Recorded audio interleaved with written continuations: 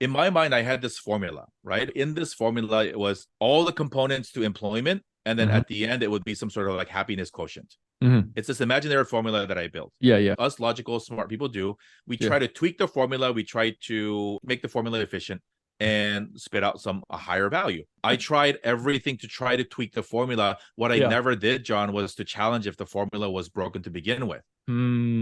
Right. And so we continue to tell ourselves and our children that the formula works and you just have to find and tweak the formula that works for you. And we don't give space to have the conversation that not everybody's supposed to fit into this stupid formula. This whole notion that our parents genuinely thought that we could outrun, out educate ourselves from, and out earn from racism. And for people who continue to believe that, like, please open your eyes and read Yeah. research papers and think about how life is for people outside of your bubble. It was never true. It Mhm. still isn't true. And unless we do something, it will continue to be true. Hey, you're listening to Big Asian Energy Show, where every week we interview Asian experts, move makers, and ceiling breakers to cover their secrets to success so we can help you reach your greatest potential. I'm your host, John Wang. Welcome back to the show. And today we are talking to my friend Jerry Wang, who is a founder of Asian American media company Just Like Media. If you haven't heard of that, you probably have heard of his award-winning podcast, Dear Asian American, who has featured Asian American leaders like Vice President Kamala Harris, as well as API storytellers, creators, artists, and leaders. On the show today, we talk about how he started in the corporate consulting world, only to realize that there's an invisible barrier that most Asian Americans are perhaps not aware of, leading him to leave his industry and start an Asian American platform in the middle of the pandemic.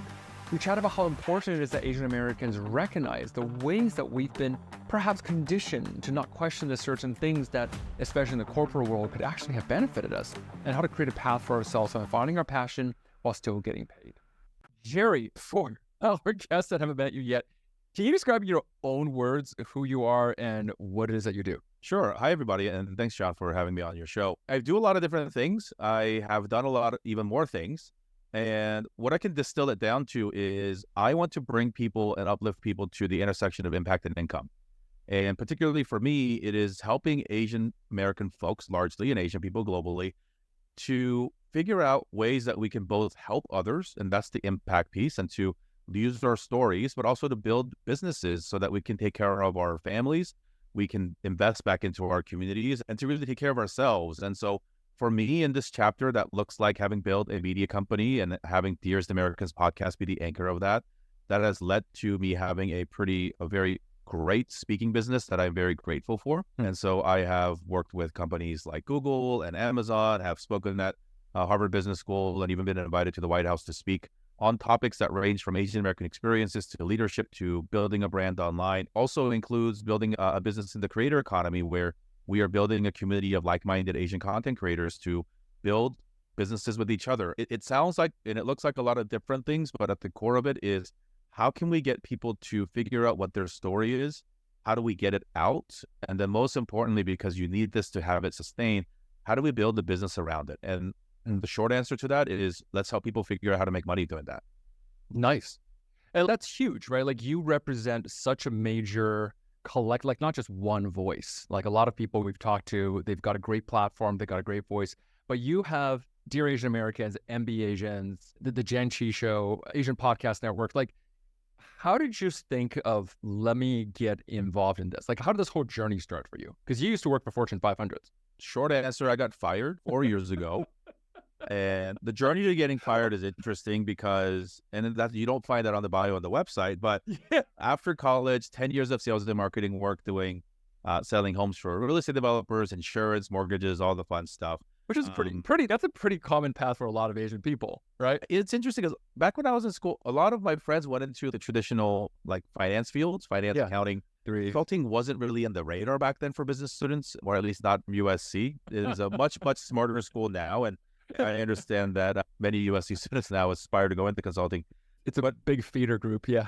Now it is. That back then it wasn't. Then business school, then consulting, then USC, exited WeWork. Really 4 years ago, after being recruited to a company to lead their West Coast sales efforts, after 7 weeks, they said, "Hey, we think we made a mistake." You worked for them for, hold up, you said 7 weeks? 7 weeks What after they company had was this? recruited me. They don't exist anymore, which is Well, interesting. clearly because they they I don't even have that on my LinkedIn because it was just so short. But so a couple of things happened when this happened in August of 2019. Tactically, when somebody recruits you over and wants to lead a sales org, there's a lot of guarantees but promises made to compensation of certain bonuses and packages commissions and bonuses, all that. So they paid me all that out for 2 quarters up front because that's what I was promised. And so I said, Great. this is Great. Awesome. I got a chunk of money. I found myself at a crossroads. And so the crossroads was this. I had gone to grad school. I had done big business, small business, startups, different roles, strategy, sales. Like I had done a variety of different roles called work. And I was always looking for meaning in 2 different ways. One, like professional fulfillment of, am I doing good work to help something? And then 2, like, what am I doing to help my community? And so, because you can make money, but again, to exist at the intersection of income and impact, how can I find that impact piece? Because the income was there.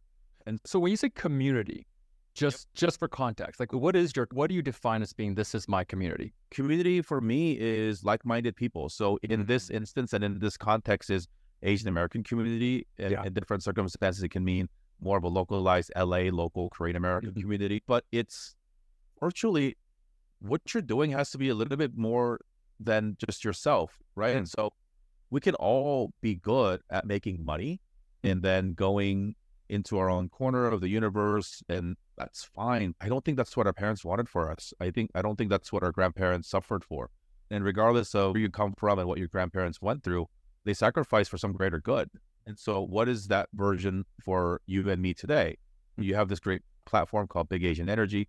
We're trying to amplify Asian voices and to also make Asian people feel seen and heard and to empower them. That's building community. For sure. Making money, working for a big company, making money, not caring about, not voting, getting involved, or not teaching your kids how to then lead communities. So you got fired. I got fired and I was like, you know what? And when you get fired, the immediate thing is, oh shit, I need another job. And like going back to LinkedIn after 7 weeks, it was like the weird, because 6 weeks ago, you're like, I found a new home. I feel happy here. I love these guys. Because I did. You're telling everyone. Yeah. Yeah. And then it's, oh shit, like it's not there anymore. So the more I thought about it, and even on the drive home that day, I was like shocked, number one, that it just happened. And 2, I was angry, but there was a sense of relief of, is this the time to do something that like feels right in my heart? In addition to making money. My wife will tell a very different version of this story because she remembers it differently. But I said, hey, look, like I genuinely feel like if I went to get another job, whatever would check the boxes of what a post-MBA job would look like from a organization title, income perspective, will I really be happy? And is there a world where I can be both happy and make money? Because in this binary construct of make your money, but serve your community in a different way, or find meaning somewhere else. So we were taught and we were conditioned to think that work is where you go to make money, and then you go do stuff on the back end. And I said, I refuse to believe that. I genuinely think that there are, and this is 4 years ago, so the way that we think about the creator economy are very different. What I didn't have the words for then is how I introduced myself today is, let's live at the intersection of impact and income. How do we do that? For me, I don't think that I could live at the intersection of impact and income if I work for somebody else. They dictate what impact means for you. In terms of uplifting and amplifying the Asian American voice in a large corporation means very limited resources, very limited opportunities. Maybe it's through the employee resource group or ERGs. Maybe it's mentoring somebody unofficially from a young person that looks like you. But it's very limited because there, in any large organization, you are there to do one thing. You're there to trade their money for your time and expertise to make them more money. Yeah. I made a deal with my wife at the time and I said, look, they gave us a little bit of money. Let me figure this out. Let me see if I can, give me 6 months to try to figure this out to see if we can make this content thing work. And so I got super busy on LinkedIn. I went gangbusters. We made 100 consecutive days of video content on LinkedIn. I gathered a following. I said all the things on LinkedIn that I've been wanting to say for years, but... What were you saying on LinkedIn at this point? I remember everything I said 100 years ago, but there were a few things that I think was a refreshing take on our relation to work. Our relation as in Asian American. Broadly speaking, but more so Asian American. And so we're taught by parents, society, ourselves to not to complain. Yeah. So when somebody wrongfully harms you, whether it is through being fired or otherwise, you don't fight back. You don't negotiate your contract. You don't demand time off. You always say yes, because saying yes is conflict, and we're not told to invite conflict. Yeah. When I was doing consulting and traveling, like I had a panic attack in the middle of the night because I was like anxious about work. And I was like, why am I getting physically sick over spreadsheets and presentations? This is madness. And talking to young people, they're like, I feel all these things, but I just feel like I can't say anything because I don't want to get fired. I don't want to get blacklisted. I don't want to get harmed because I work so hard to get here. And this is not making light of somebody's compensation or income, but $70,000 a year, $100,000 a year isn't worth your life. And the company won't give two shits about you if you croak over. They're going to find somebody else to do your job. And guess what happens? Immediately when something bad happens to somebody, they're looking to their lawyers and their PR people to say, are we at fault? What is our exposure? So the earlier, and again, I'm not saying this is about all companies, and somebody's going to email you or email and be like, my company was nice to me. Cool, good for you. But why can't that be like that for everybody? But the current companies, many of them, they're not as human as they can be. And so it was just about all the things that, had I said a lot of these things when I was trying to get a job or when I was employed by another company, it would not have ended well. Even things like one of the most thoughtful responses that I got was a post that I made about the importance and necessity about taking paternity leave for dads. The saddest part was that I got these comments privately through DMs, not through comments on a thread, even through anything that was publicly visible. Then I realized that, hey, there's all these people that like resonate with this dad message that don't even want to like a comment or a post because then it shows onto other people's feeds. Right. So they're afraid of possibly getting punished by their community or their companies or future as somebody who might max out their pat leave. You're like, why wouldn't you? What's more important than spending time with your kids? And so, again, these things. And to make the long story even longer, we did that. That led to a different podcast that I ran under a different strategy. And ultimately, on March 2nd, 2020, which also happened to be my daughter's first birthday, I said, this is the day I'm going to launch Dearest Americans. Why Dear Asian? I was so curious about that because, like, why Asian? Because you're exactly as you're saying. Asian Americans, we're taught to like keep our head down, work hard, don't create conflict. And there's this underlining invisible energy that don't speak too loudly about how Asian you are. There's this weird thing where it's like, we know we're Asian. We know we're seen as being Asian, but we don't want to draw too much attention to it for a lot of people. You know, where in your background did that switch to the opposite where it's just, screw you guys, I'm not only just going to talk about this on LinkedIn, point out the problems, talk about the culture, but also come out and say, actually, I'm going to launch a whole podcast brand around it. I think it was 20 years in the making. I just didn't know it. We don't know what we don't know. The idea was born out of, who did I get advice from? Who did I get both business, life, and just advice in general from, both directly and indirectly growing up, right? Thinking about what we were told. Wasn't other Asian Americans, when you say us? It wasn't our people. It wasn't people who lived my life. It wasn't Korean Americans. It wasn't Asian Americans. Right, yeah. It was basically, there were these, go to the leadership section of your local bookstore and tell me who's on the author list. It's 98%. What do they know about being an immigrant? Yeah. What do they know about facing racism in this country? What do they know about being discriminated against? And again, you and I are both educated, privileged East Asian men. We're up there on the privilege scale, even amongst Asian Americans. Huge. Yeah. What the hell do we know about what it means to be a woman, a refugee, adoptee, even other marginalized identities? We do not. No. And so then it became, in a world that was so obsessed with content when it came to life advice, who's providing the context of what it means to be a successful person through an Asian American lens? And so 20 years ago when I was in college, we didn't, because we had two problems. One, there really weren't an ample amount of Asian Americans who have charted their own path, who've done stuff. The supply of stories wasn't as robust. And then two, the distribution channels were limited because the internet wasn't what it is like today. There you would needed somebody's permission to get a radio show, to get a column in a newspaper, to have a TV show. Yeah, you usually needed a stamp of approval from a middle-aged white guy. Correct.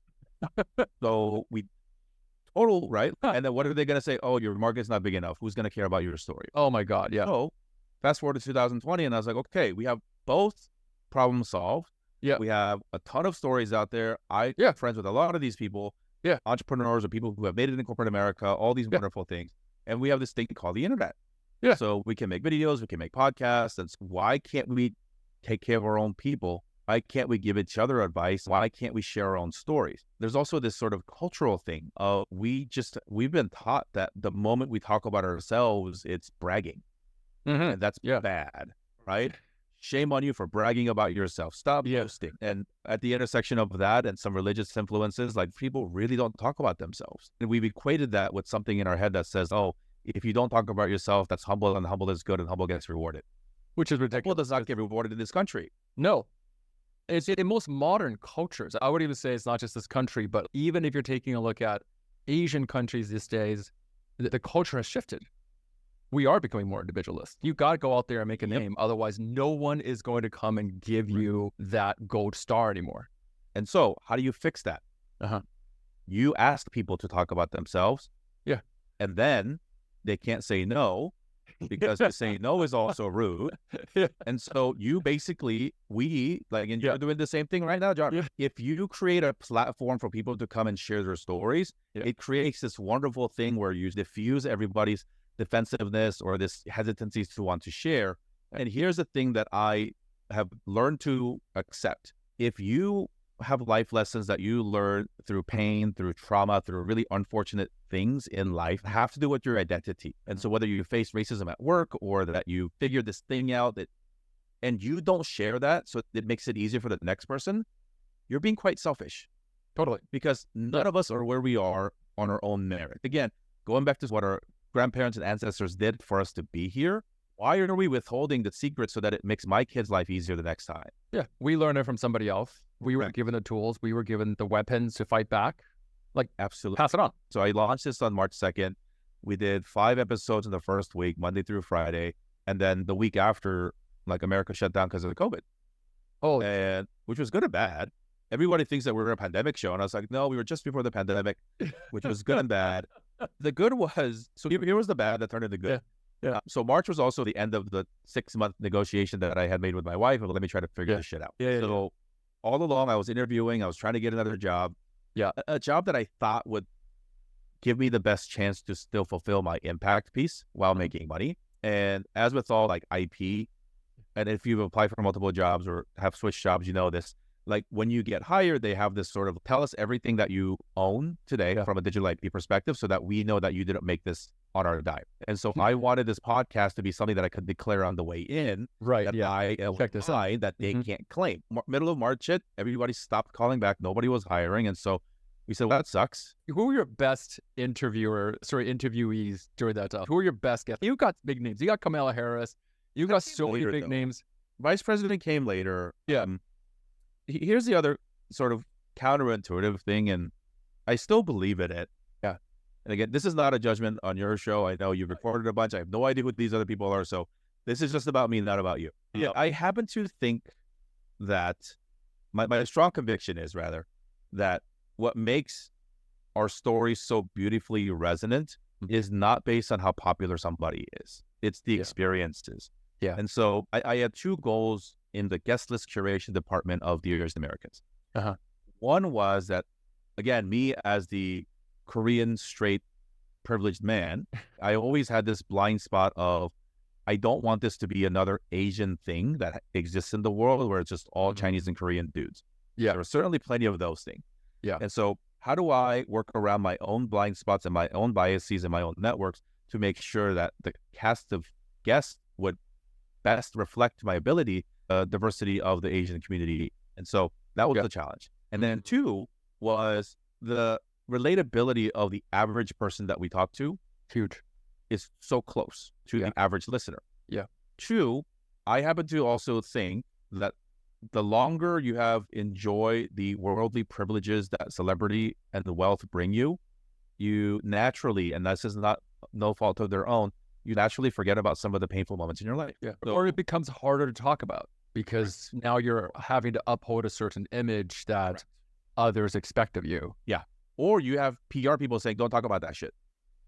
Yeah. Well, you're not allowed to talk about stuff, right? So you can't talk between this time and this time. It didn't exist.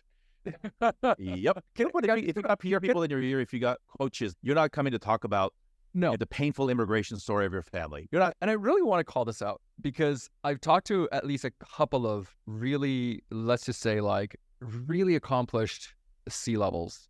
And one thing I heard is you can't talk about your corporate experiences as an Asian American, so you can't talk about microaggressions because it makes us look bad. We're going to get sued.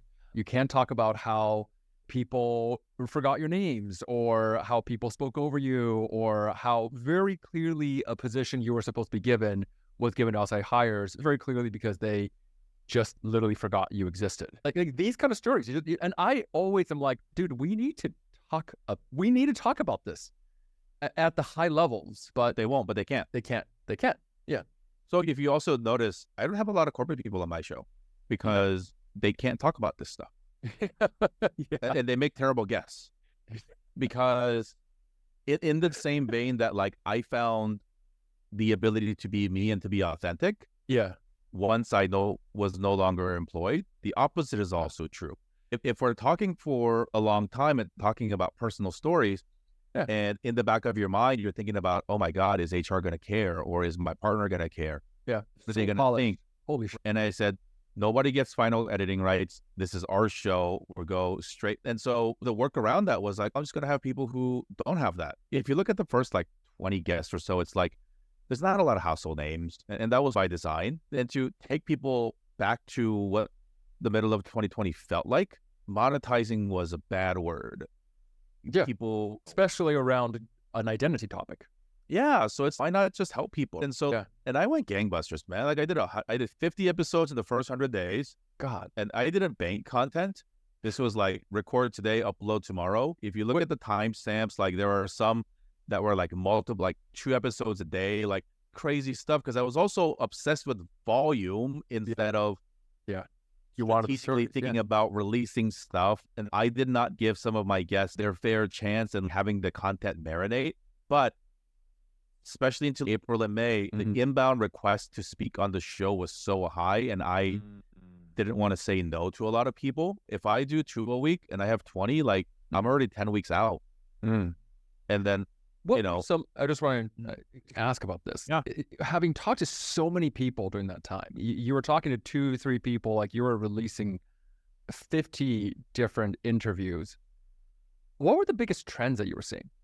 Were there any trends? Was there anything that kind of tied it together? Because that's always a question I constantly have when we look at Asia. Like as you said, we're so diverse, right? What were the big trends? What are the big experiences that you keep seeing come up? My identity is important to me. My identity is a part of my business. It's a part of how I operate my business. I cannot hide it. And again, there was a little bit of self-selection here because I interviewed people that were documentarians about the Asian American experience, or people who were building businesses from cultural elements like food and drink, or many of the Facebook groups that were being started or being grown aggressively during that time that brought together. It was really narrative nonfiction rather than prescriptive nonfiction. The difference being, one is just listening for the sake of a story, and the other is I want to learn something. The whole point wasn't to learn something, although you learn about somebody's experience. And why do we call it Dear Americans? Because it's a letter to us, from us, and it's just when you write somebody a letter. Yeah. Oftentimes it's just storytelling. You're just experiencing. It's not, Dear John, here's how to make a shit ton of money. Here are the 10 bullet points. You don't do that. And that does seem to be a lot of my email these days. Yeah. So like now it's like we have this platform to talk to each other, talk to the community. Yeah. And so that was really important. And again, I think people were having some of the same realizations that I was evolving with, which is how do I show up as myself? Because one, the world needs it. And two, the world's going to treat you like this way anyway. So how do you best prepare yourself to come be present and to show up in a place where you can do all these things? And now we certainly had our fair share of people, and we continue to get pitches quite a bit on, I got this new book coming out, and that's all I want to talk to you about.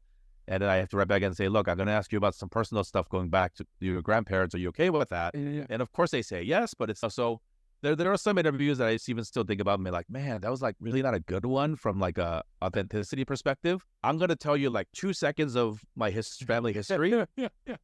And then at the end of the 2 seconds, Parents were immigrants. They were refugees. Anyway, let me tell you about this book. exactly. And I was like, yo, that's not the point of this. Even as we're talking now, I'm scrolling through some of the people that we've gotten to talk to over the years, and it's pretty dope. It actually is nudging me like I should re-engage with some of these people and see what they're up to, because obviously for some, it's been 3 years since we talked what to are some names that's popping up for you right now that you want to give a shout out to? Rajiv Satyal, who's an Indian-American comic. He was very gracious to, actually, that was one of the very few in-person interviews that we had. I went to his house in Glendale or Burbank, rather. We had very early on Benny Luo, who started Next Shark, who's been a dear friend of mine. Brian and Maggie from Asian Hustle Network are early guests, and huge. And then there were some people that we actually ended up starting shows with. Dr. Jeng Cho, we started a podcast together called Korean American Parents from Parenting as a result of this. Nathan, KJ, and Patrick, we started the Adoptee show, Chanchi show, after they were on the show 3 different times. We lost one friend from the show, Jin Yu, who was an early guest. We lost into COVID in 2021. And it's a very interesting sort of where we were then and where we are now. Renee Tajima Pena, who is a documentarian and was a series producer of the Asian Americans doc on PBS, like an OG legend. I just emailed her and she said yes. And I was like, really? Yeah, no background, no name. I would have expected some pushback, right? Yeah, no. But then again, it was like early May of 2020. Yeah. She wasn't doing anything. I love that so much of your focus is on authenticity, right? Because I think for a lot of Asian Americans, we've had to put together a show to survive, to belong, and it's also just part of our culture, right? Like we don't talk about the shameful shit, right? The stuff like we don't talk about struggles, we don't talk about failures. I really think that authenticity is like the show is called Big Asian Energy. I feel like that's Big Asian Energy. It's like the full, unapologetic, here's who I am. Were you always like that growing up? Was this always? Well, hell no. Dude, hell no. Obviously not. I got really good at blending in with old white guys. As Asian American kids, like even like sports knowledge is different. So like American football, like I went to a big football school, USC, for undergrad. Yeah. Before that, like I don't think I knew how football worked, right? Because my high school didn't have a football team. Like my parents don't know. And I remember I have this clear memory, like I was watching American football in high school and like trying to figure out what the numbers in the screen meant because I didn't know. And we didn't have Google back then in the late 90s. Yeah. And so things like that and like just assimilating. It's funny because I also worked in sales where most of my clientele were old white people. Yeah. And even my wife sometimes brings it up, and certainly it's probably the voice that I'm talking with now, but a lot of my friends would be like, Jerry has a white voice and then Jerry has a Jerry voice. We all do. So we can bring out the Asian voice. Right. And what works for it, which is code switching, assimilating and all these things. But you know what? I think in their super well-intentioned and loving yet limited wisdom, our parents' definition of being successful here was to blend in.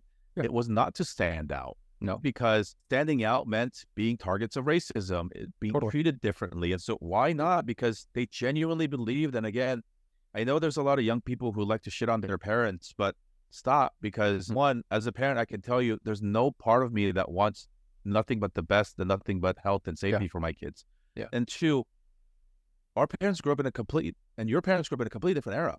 Totally. Like they faced born into, horrible things. It doesn't matter what country, right? Pick your country, the history is different time. Just different time. So consider that in the context of where their advice is coming from. And so that should humble you and to think, okay, but in their best well-intentioned yet limited wisdom, it was blend in as much as you can. Yeah. My mom would say, go study hard, go to a good school, go join a big American company and stay there for as long as you can and let them take care of you. Yeah. And I think that's so wonderful. Was good advice. That was good advice. And except it doesn't work. Yeah. Except it doesn't work. As an immigrant, though, like... It's really hard. There are people who made it work.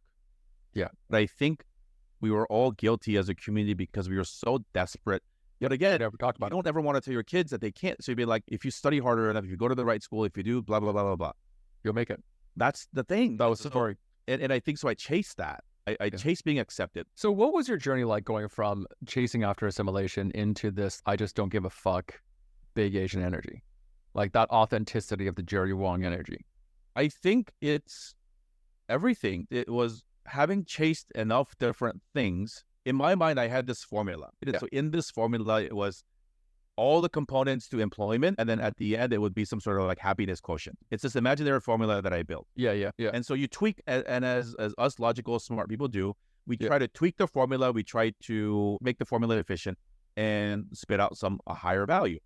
And I tried sales, marketing, salary, commission roles, small company, big company, travel, no travel, working weekends, not working weekends, going to business school, getting a better job, working for a consulting company, having people think you're smart, getting extra letters after your name. I tried everything. I tried everything to try to tweak the formula. What I never did, John, was to challenge if the formula was broken to begin with. And so we continue to tell ourselves and our children that the formula works and you just have to find and tweak the formula that works for you. And we don't give space to have the conversation that not everybody's supposed to fit into this stupid formula. So for me, the whole formula was messed up because it doesn't matter what components you put into it. It was an employment formula. And so you could put in any value you want, right? But the X factor was that it would be multiplied or be an exponent of employment. Was there one of these experiences, small company, big company, sales, or whatever it is, that was kind of a pivotal point into kind of unlocking that? Because you work with creators, and like to be a successful creator, or you work with speakers, podcasters, it takes a certain amount of courage to say, I'm going to say something that goes against the grain, what you were doing, right? To say, I don't really care. I'm putting it out there. This is what I believe in. This is who I am. Do you see that a lot with the people you work with? I think young people now have such a wonderful array of choices. People don't believe it when I say this, but I fell into this and I had no choice but to try this because nothing else worked. Right. I think people are choosing to be creators, and I think that's wonderful because obviously there's also more economic opportunity. And again, is the employment formula broken? Epiphany was totally correlated to now I just need to be this like loud Asian person. But it began with that. Perhaps for the folks listening, it's like, we often obsess about how we spend money as a matter of like responsibility. Social responsibility often obsesses on how we spend money. And so my challenge to you all who are listening is, how do you make money? Can you socially, responsibly, and ethically make money? And the answer is yes. And it might be tough, and it might be not the most direct path, but if you are justifying, hey, I need to feed my kids. And again, if you think I'm judging you, that's fine. That's on you. But if you are harming the world by making your money, if you are contributing to that, just give it some thought.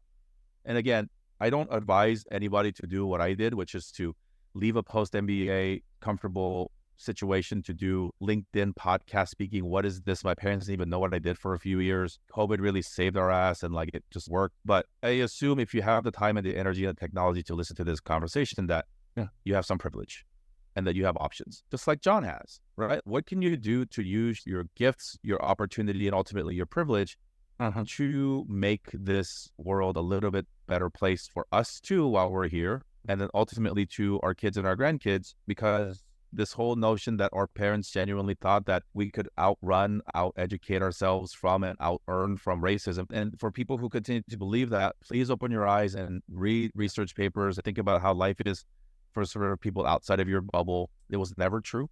It still isn't true. And unless we do something, it will continue to be true. Beautiful. Yeah. So I want to bring this now to the core message of where you are now, which is finding ways in which impact meets income. For people who are listening, I'm willing to bet there's a couple of them who are in a job right now that sounds a lot like the job that you're describing, which is, I'm putting in the time, I'm trading money for dollars, and I'm like, what am I doing with my life? What is that gap? Because that's the scary jump to make, to go into, let me create something that feeds impact as well as income. I don't think it's binary. I think people look at what you and I do, both scary and foolish, to do what John and I have done, which is to put all our eggs in this basket. And absolutely ridiculous, yeah. So don't look at us and been like, yo, do I quit my job and do this for a living? Nah. There's a gray area of both like duality and transition. I'm still running my day job. I'm still running a business. Think about how you can impact in your own way that makes comfortable, but like do something, right? Like we don't all have to do the maximum. You don't have to start a whole podcast and do all these things, and even in your own micro community, whether it's just your family or in your neighborhood, figure out how do you make life easier for the next person. That's all it is. It's not that hard, right? So like impact carries this super glorified, heavy meaning. It's not. It's find your life, your purpose. You're helping somebody. So impact and income is super simple. Impact, help somebody. Yeah.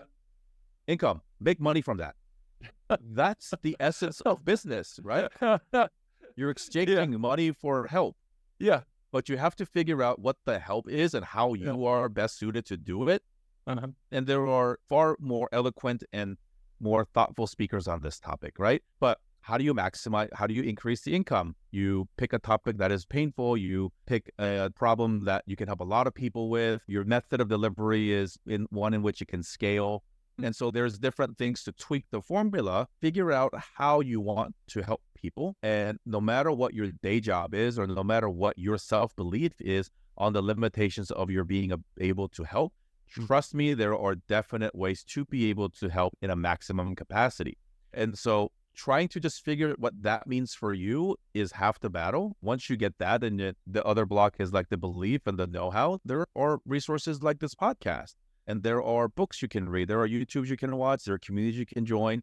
You can hire a coach. You have to invest in yourself to be able to get to that point. If there are no free resources, you also have to commit to it. You have to sacrifice other things, fun, money, sleep, whatever it is, to be able to do it. And this is not some like glorious thing that I want to impart wisdom on, but what do you want your impact to be when you die? What do you want people to remember you for? Was it like having the best financial projections for this publicly traded company? Nobody gives a shit. I helped this one pharmaceutical company merge with another pharmaceutical company. Like, that's your right. legacy. Is that what you really want?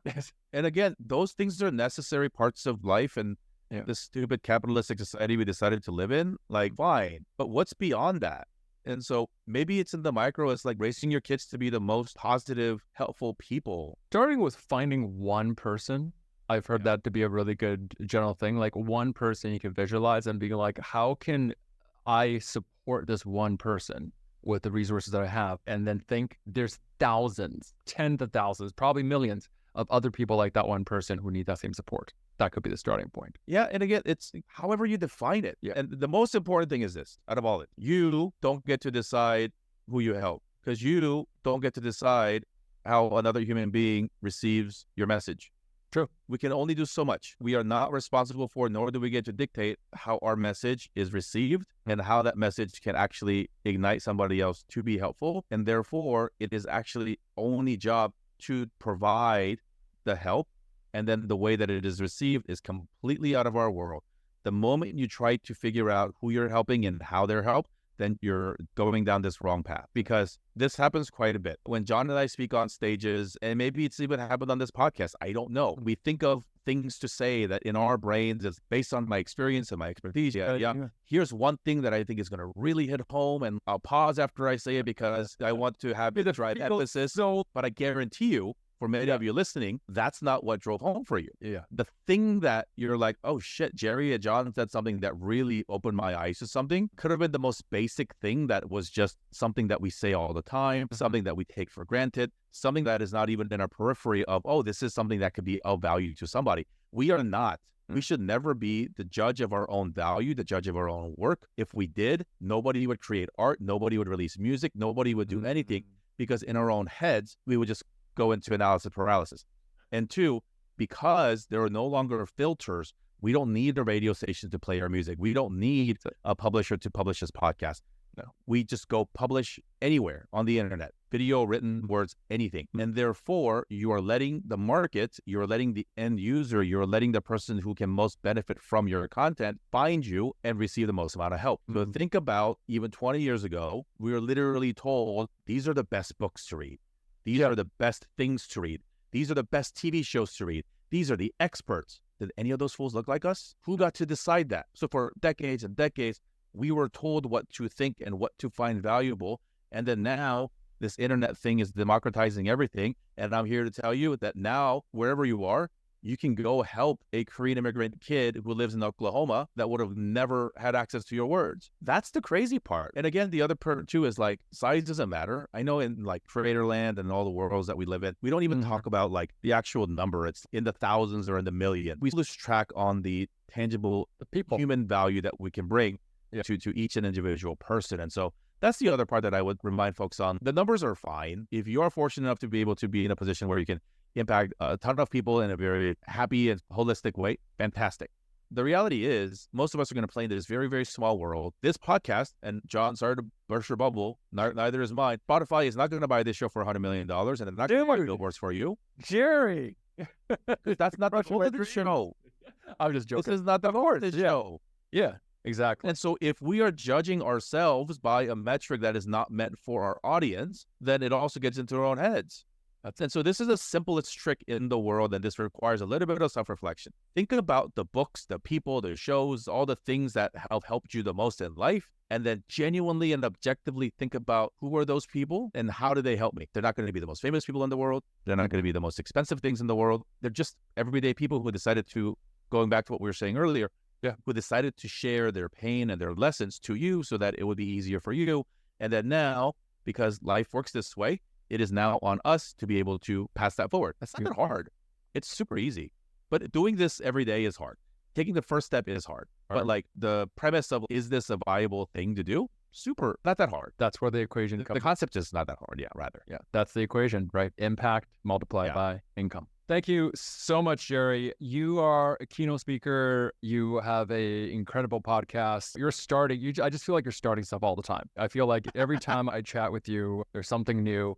What is the big thing that you want to share for our audience to look forward to or to check out? Aside from Dear Asian Americans, go Google that, MB Asians, all the Asian American, just like media stuff. Or maybe if you're working at a company, go check out Jerry's keynote speaker information. Are you still running workshops these days? Yeah, we do workshops, we do keynotes, we do all sorts of stuff, trying to help people find their intersection of impact and even influence, right? How I want to take the next growth steps in my own business and career. You and I are both keynote speakers. The space of keynote speakers, the world of creators even, it's not a very diverse world. And even though the players might be, the decision makers are still not. I enjoy giving somebody both the tools and the confidence and the know-how to build a business around their story.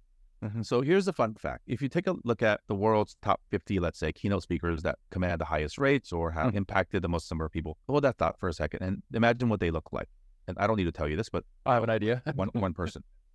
And take a step back from the small communities that we live in here, whether it's Canada or America. 60% of the world look like me and you. Yeah. That's more than 4 billion people who are alive today that identify as Asian. The people who are seen as the best storytellers, the best speakers, the best impact thought leaders look one way. Yep. The majority of the world looks another way. Yep. I'm not saying that these guys are wrong. Don't take that out of context. Yeah. But we are able to then reach people who will also love us, not only for the content that we produce, but the context through which we can share these stories, because I can share with you what it meant to be a person in corporate America that faced blatant racism, that faced discrimination, even from people who look like me. Yeah. That those guys will never be able to do. And we talked about this before. We're pretty goddamn privileged. Yeah. We're East Asian educated people in this country. Everything is there.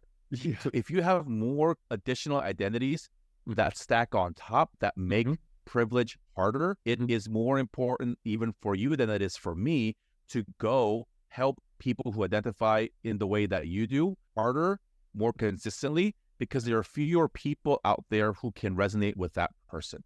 However you do it, then maybe not Twitter, YouTube, podcast, X, whatever the hell it is. Or your own community.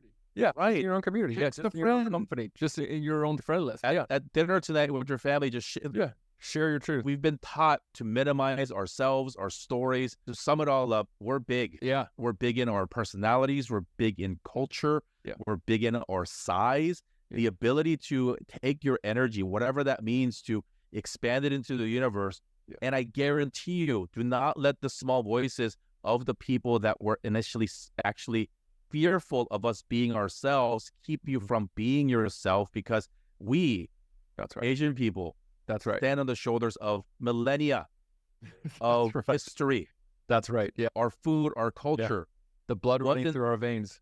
Sorry, America, you're only 250 years old. Our countries, our languages, our people are thousands and tens of thousands of years old.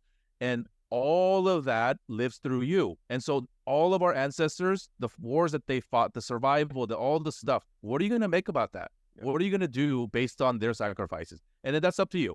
And again, I'm not saying that what I'm doing is right. I'm not saying what John is doing is right.